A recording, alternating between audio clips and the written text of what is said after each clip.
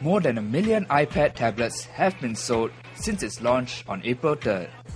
Chairman for Spring Singapore and Special Advisor for Economic Development in the Prime Minister's Office, Mr. Philip Yeo, explained why the tablet is so popular. The money that Apple makes is not in the iPad, it is in the software.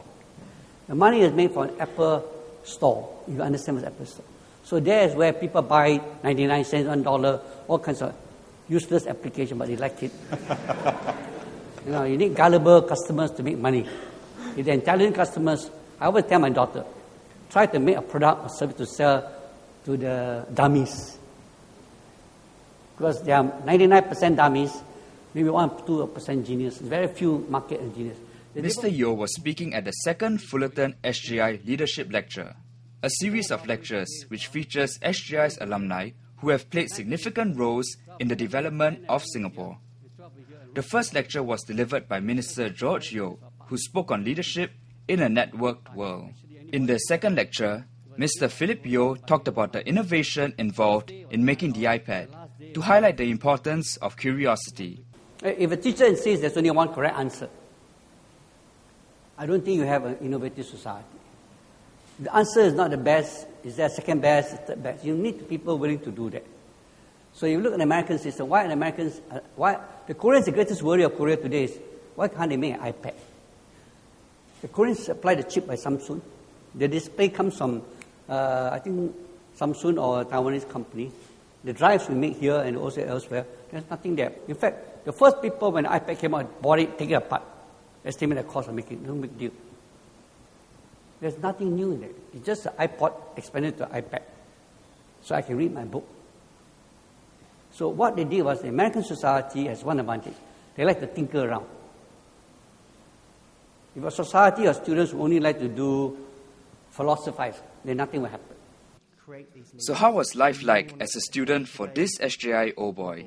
In my era of Sec 1 to pre-U, called pre-U in those days, we remained almost the same class, same bunch of people all the years, almost through train. We didn't change class.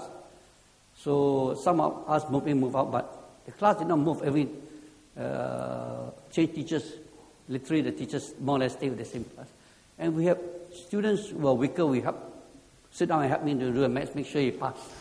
So a lot of that was more or less the value system. Those who did well now go crowing around. There was no prize for top students anyway, no prize. I don't remember any prizes. That was it. That was the system. So the key is make sure the whole class do well. The need for the strong to help the weak was reiterated by Mr. Yeo when asked if he felt school rankings and the emphasis on results may affect SJI's philosophy of being an egalitarian school. My understanding from the school, they're trying to improve the standards to attract bright students without neglecting the weaker students. I don't think there's a compromise there. The key is that if you don't raise standards, you don't have good students, the good students can help the weaker students. So in my philosophy, in my time, is the good students in the class help the weaker ones. So you need to have bright students willing to come to SJI, also willing to share and also play the social role. So that is the value system. Yeah. Mr. Yeo added that one great thing about SJI is the diversity of its student body. The good thing about SJI and SJI International, I was the one who encouraged them to take foreign students, not just Chinese and Malaysian, but students from Vietnam, Indonesia, India, because that adds in a diversity, and also these are bright students from poorer families who are willing to come here on scholarship, and we fund them, and they encourage the other students to do well. So by bringing a talent, fair share of bright students, it raises the standard of SJI. And also at the same time, give our students these are standards that we can aspire to. For more on Mr. Philip Yeo's views on leadership and the economy, check out our News Squared clips.